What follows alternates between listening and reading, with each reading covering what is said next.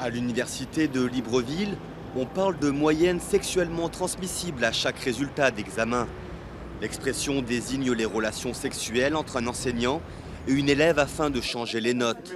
Certaines étudiantes parlent de harcèlement sexuel de la part de professeurs qui utiliseraient les notes comme moyen de pression.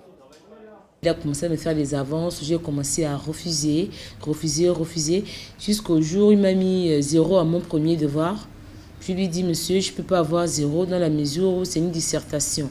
Il me dit, vous n'avez pas à vous justifier, je vous mets 0 jusqu'à la fin de l'année. J'ai une amie qui a triplé la licence au droit, parce que l'enseignant a trouvé utile de lui remettre ses moyennes parce qu'elle a refusé ses avances.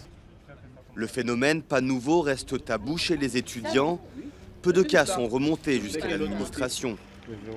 Ce phénomène existe, on ne va pas le nier, il existe, mais concrètement, il est difficile de prouver que c'est une moyenne sexuellement transmissible à partir du moment où il n'y a pas une plainte de l'étudiante. Nous, on subit aussi des pressions de la part des étudiants eux-mêmes qui nous proposent parfois de l'argent. Il m'est arrivé moi-même d'avoir subi ça, c'est-à-dire qu'on m'a proposé de l'argent pour remonter une moyenne.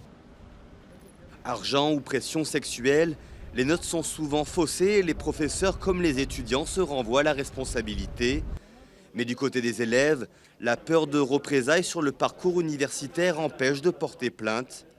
Au Gabon, la loi prévoit des sanctions pour harcèlement sexuel contre toute personne occupant une position hiérarchique.